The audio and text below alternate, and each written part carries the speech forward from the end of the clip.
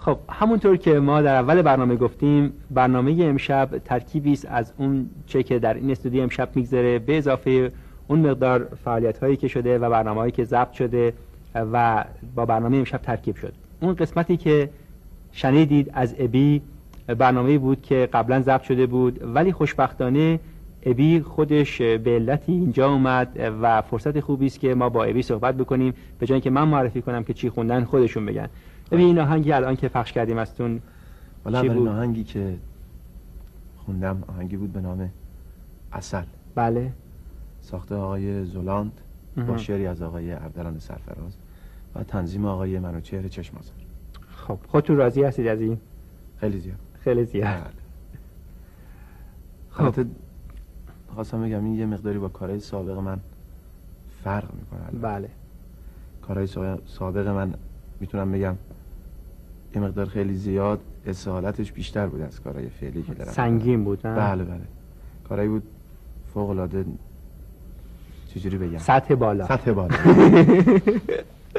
خب یه کمی تعریف کن از خودت. خب سطح بالا. شوخی میکنم.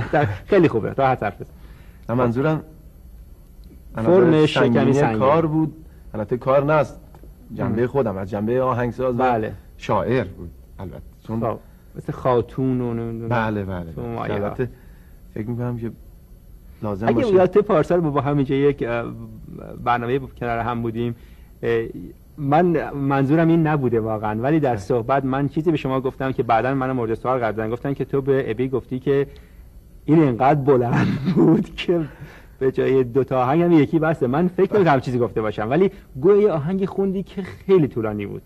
نمیدونی کدوم بود؟ طولانی بود، ولی من امشب یه آهنگ اینجا شنیدم که همچین کت آهنگ من رو پشت بسته. خیلی طولانی تر از آهنگ من بود. کدوم میگی؟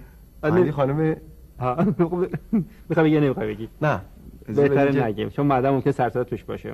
مجله جوانان بنویسه چرا اینطوری شده. خب پس ببین من در ضمن همینجا روشن کنم اونایی که به من گفتن که آقا تو به ابی چرا این حرف زدی مدتی پیش، هیچ منظوری من نداشتم. تو طولانی بودن کار من فکر نمی‌کنم عیبی داشته باشه. یعنی اگر شنونده‌ای باشه که دوست داشته باشه این کارو، خب یعنی صدای بنده رو دوست داشته باشه، بشه تا صبح گوش بده دیگه. بله میتونه راحت گوش کنه. اگر 6 دقیقه 7 دقیقه چی 60 دقیقه 70 دقیقه باشه میتونه راحت گوش میده. اون کار از نظر کیفی نه اوکی اون شوخی بود. و حالا شما فهمیدید که اون کارهای سنگین رو دیگه به اون ترتیب جدی نگرفتید، الان میخواید کمی کارهای شادتر و راحت‌تر و تقریبا بله در علاوه توده مردم دلنشین‌تر باشه. خب حالا غیر از این دیگه چی دارید برای ما؟ حالا آهنگی دارم به نام شکار. آهنگی از آقای حسن شمالی زاده با شعری از آقای شیرازی و مجددا تنظیم آقای منوچهر چشم‌آذر. ممکنه این سوال پیش بیاد که چرا شمالی زاده خودش نخوند؟ والا من نمیدونم. یه لابد دیده که این آهنگ به صدای شما مناسب تره. من فکر میکنم همچین فکری کرده. خب من الان نمیخوام به حسن چیزی گفته باشم ولی تو همین چه نگرش می‌داریم ها؟ بله.